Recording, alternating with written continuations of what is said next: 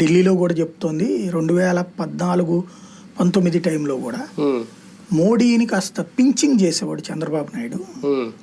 నా అప్పటికి వాస్తవంగా వీళ్ళ మద్దతుతో లేదు, కానీ యునైటెడ్ ఫ్రంట్, నేషనల్ ఫ్రంట్ల అలవాటు ఉంది కదా మొదటి ఎన్డీఏ మీద ప్రెషరైజ్డ్, అట్లాంటి ప్రెషరైజ్డ్ ప్రాక్టీస్ చేస్తుండేవాడు ఆయన. కానీ 19 తర్వాత జగన్ కొట్టిన దెబ్బ కావచ్చు, లేదంటే రాష్ట్ర స్థాయిలో ఎదురైన సమస్యలు దృష్టిలో పెట్టుకుని, జాతీయ స్థాయిలో ఎదురైన సమస్యలు దృష్టిలో పెట్టుకుని బీజేపీతో గొడవలు పెట్టుకోవడము, బీజేపీ మీద ప్రెషర్డ్ పాలిటిక్స్ నడిపే ఉద్దేశం లేదు. ఓన్లీ ఒకటే ఆయన రిక్వెస్ట్ చేస్తూనే ఫైనాన్స్ వాళ్ళు కూడా ఇచ్చేస్తున్నారు, అప్పులు ఎఫ్ఆర్బిఎం నిబంధనలు కూడా తోసిరాజని వీళ్ళు చేసుకోవడానికి ఇచ్చేస్తున్నారు. ఈయనకు కూడా ఆ డబ్బులు పెట్టేసుకుని ముందు అదేదో డెవలప్ చేసుకుని చూపెట్టుకోవడం బెటర్ తప్పించి గొడవలు, పొలిటికల్ గొడవలు సృష్టించుకోవడం ఈయనకు ఉద్దేశం లేదు ప్రస్తుతం వరకు.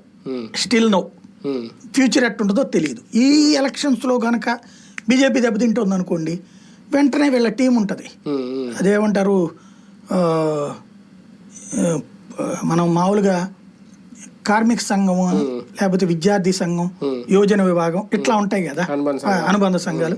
అట్లాగే మీడియా మీడియా యూనియన్, మీడియా అనుబంధ సంఘాలు ఉన్నాయి.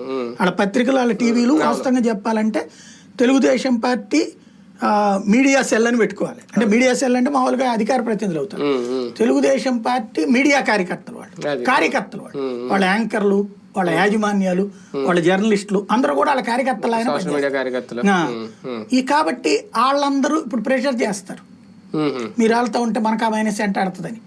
అప్పుడు నెగిటివ్కి వెళ్ళొచ్చు, అప్పుడు మీరు అన్నట్టు డిమాండ్ చేయొచ్చు. అప్పుడు అవసరం అయితే బయటకు వచ్చే సాహసం చేయరేమో, చూడాలి. అది రైట్, చూద్దాం. నిజంగా డీలిమిటేషన్ అనేది బ్రేక్ పడుతుందా, లేదంటే ఆ సమయంలో మిగిలిన రాష్ట్రాల ఎన్నికల ఫలితాలు చూసి